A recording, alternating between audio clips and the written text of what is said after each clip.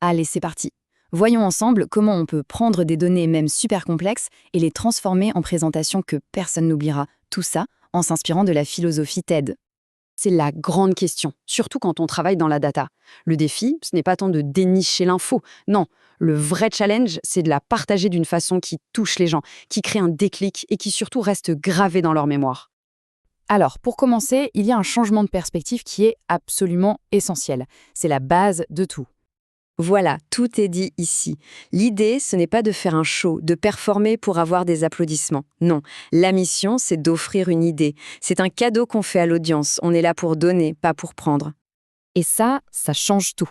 Parce que si on est dans le don, on n'a plus besoin de jouer un rôle.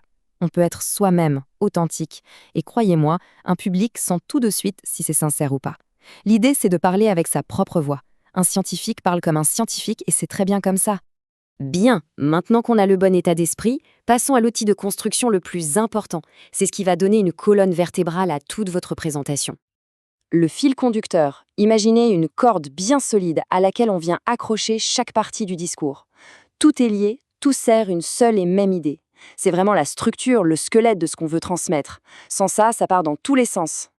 Et attention à ne pas confondre. Un sujet, c'est large, c'est vague. Par exemple, les modèles de machine learning. Ok, et alors? Un fil conducteur, c'est une affirmation, c'est une idée précise. Par exemple, avoir plus de choix dans les modèles ML nous rend en fait moins efficaces. Vous voyez la différence? C'est énorme. Le deuxième donne tout de suite envie d'en savoir plus. D'ailleurs, petit défi, essayez de résumer ce fil conducteur en 15 mots, pas un de plus. C'est un exercice génial parce que ça force à être ultra clair, à aller à l'essentiel. Et une fois qu'on a ce fil conducteur bien défini, il devient notre meilleur ami. C'est un filtre super puissant. Il nous dit exactement ce qu'on doit garder. Et encore plus important, tout ce qu'on doit jeter. C'est vraiment l'arme anti-blabla, l'arme contre la tentation de vouloir tout dire. Ok, on a l'état d'esprit, on a la colonne vertébrale. Maintenant, on va juste survoler les 5 outils principaux qu'on peut utiliser pour construire l'idée dans la tête des gens. Alors, on a la connexion pour créer un lien humain, un rapport de confiance. La narration pour raconter une histoire qui rend l'idée mémorable. L'explication pour que tout soit limpide.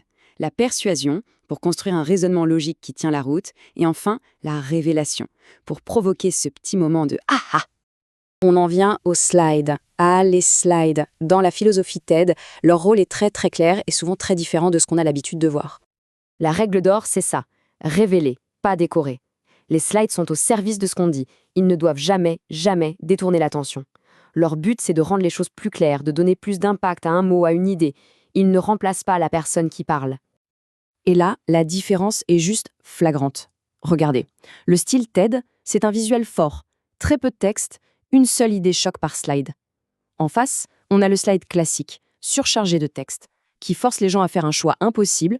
Soit ils lisent, soit ils écoutent. Et dans les deux cas, on a perdu leur attention. Pour finir, on va parler de ce qui est peut-être le plus important, l'ingrédient secret pour une présentation qui a de l'impact et qui respire la confiance. Et quand on parle de répétition, attention, il ne s'agit pas de mémoriser bêtement son texte. Non, c'est un vrai processus. Ça veut dire répéter à voix haute, encore et encore. Ça veut dire s'enregistrer pour identifier les tics, les moments où on hésite, et ça veut dire demander un avis sincère à des gens de confiance. C'est le grand paradoxe de la répétition. On a souvent peur de paraître robotique si on répète trop. Mais en fait, c'est tout l'inverse. Le but, c'est de connaître son sujet tellement bien, de l'avoir tellement intériorisé qu'on n'a plus à réfléchir à ses mots. Et c'est ça qui libère l'esprit pour se connecter vraiment avec le public, pour transmettre l'émotion et le sens. Voilà, avec ces quelques principes, présenter devient beaucoup moins intimidant. Ce n'est plus une performance, c'est une compétence, quelque chose qui s'apprend et se travaille. Alors, la question finale, c'est: quelle est l'idée qui vous tient vraiment à cœur et que vous avez envie d'offrir au monde ?